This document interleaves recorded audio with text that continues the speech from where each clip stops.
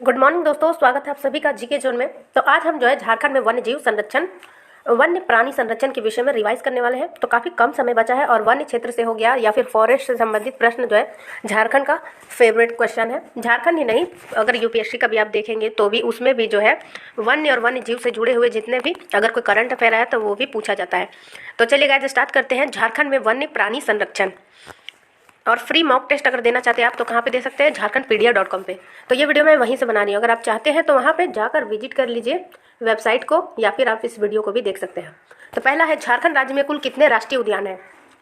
तो झारखंड राज्य में केवल एक राष्ट्रीय उद्यान है। तो यहाँ पे मिस्ड हो गया शायद, ऑप्शन नंबर ए लिखना, लेकिन ए में 1 ही था। तो झारखंड राज्य में कुल कितने राष्ट्रीय उद्यान है? तो झारखंड राज्य में एक राष्ट्रीय उद्यान है। झारखंड राज्य में कुल कितने वन्य जीव अभयारण्य हैं? तो वन्य जीव अभयारण्य की संख्या कितनी है? 11। झारखंड राज्य के कितने प्रतिशत भूभाग पर राष्ट्रीय उद्यान, वन्य जीव अभयारण्य तथा जैविक उद्यानों का विस्तार है? इसका आंसर है 2.63%। 2.63%। नेक्स्ट है, झारखंड राज्य में राष्ट्रीय उद्यान, वन्य जीव अभयारण्य तथा जैविक उद्यानों का विस्तार राज्य के कितने प्रतिशत संरक्षित वन में है? मतलब कितने परसेंट संरक्षित वन में राष्ट्रीय उद्यान, वन्य जीव अभयारण्य और जैविक उद्यानों का विस्तार है? तो इसका आंसर है 9%।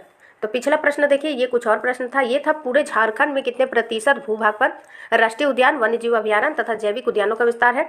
तो ये 2.63% है। और संरक्षित वनों में कितना प्रतिशत में ये सब फैले हुए? तो ये 9% भूमि जो है उस पर राष्ट्रीय उद्यान, वन्य जीव अभयारण्य और जैविक उद्यानों का विस्तार है। नेक्स्ट है, भारत के प्रथम गज आरक्षी का विस्तार झारखंड के किस जिले में है? तो ये पूर्वी सिंहभूम में है, पश्चिमी सिंहभूम और सरायकेला खरसावा।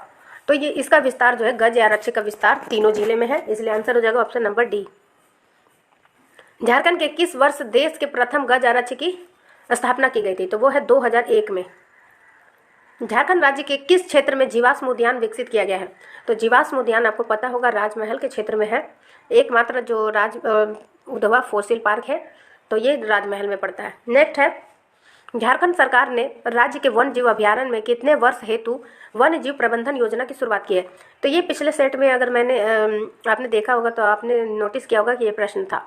इसका आंसर है 10 साल। निम्नलिखित में से कौन सा राष्ट्रीय उद्यान झारखंड में अवस्थित है? तो झारखंड में राष्ट्रीय उद्यान एकमात्र कौन सा है? बेतला राष्ट्रीय उद्यान। बेतला राष्ट्रीय उद्यान की स्थापना कब हुई थी? 1986 में हुई थी। झारखंड राज्य का एकमात्र राष्ट्रीय उद्यान किस जिले में अवस्थित है? तो बेतला राष्ट्रीय उद्यान कहाँ है? लातेहार जिले में है। बेतला राष्ट्रीय उद्यान में इनमें से कौन सा प्राणी पाए जाते हैं? तो कौन से प्राणी पाए जाते हैं? बाघ, शेर, चीतल, ये सभी पाए जाते हैं। झारखंड के बेतला राष्ट्रीय उद्यान में विश्व की प्रथम बाघ जनगणना हुई थी, यह किस वर्ष किया गया था? तो ये किया गया था 1932 में। बेतला राष्ट्रीय उद्यान में किस वर्ष बाघ परियोजना की शुरुआत की गई थी? तो बाघ परियोजना की शुरुआत हुई थी 1973 में। झारखंड राज्य का एकमात्र बाघ आरक्ष्य कहाँ अवस्थित है? तो झारखंड का एकमात्र बाघ आरक्ष्य है बेतला राष्ट्रीय उद्यान।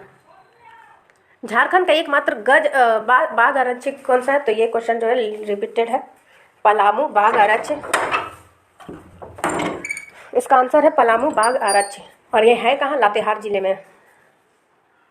झारखंड राज्य में राष्ट्रीय स्तर पर एकमात्र वन्य जीव अभयारण्य कौन सा है? तो राष्ट्रीय स्तर पर एकमात्र वन्य जीव अभयारण्य है पलामू वन्य जीव अभयारण्य। नेक्स्ट देखते हैं 18वां नंबर सवाल, झारखंड का सबसे बड़ा वन्य जीव अभयारण्य कौन सा है? तो ये है पलामू राष्ट्रीय उद्यान, पलामू वन्य जीव अभयारण्य। झारखंड राज्य का दूसरा बड़ा वन्य जीव अभयारण्य कौन सा है? तो पहला कौन सा था? पलामू, और दूसरा है लावालौंग अभयारण्य। इनमें से किस वन्य जीव अभयारण्य में हाथी परियोजना प्रारंभ की गई है? तो वो है दालमा वन्य जीव अभयारण्य। नेक्स्ट है, झारखंड के दालमा वन्य जीव अभयारण्य में किस वर्ष हाथी परियोजना की शुरुआत की गई थी? तो यहाँ देखिए वालमा गलती से प्रिंट हो गया है, ये दालमा है। झारखंड के दालमा वन्य जीव अभयारण्य में किस वर्ष हाथी परियोजना की शुरुआत की गई थी?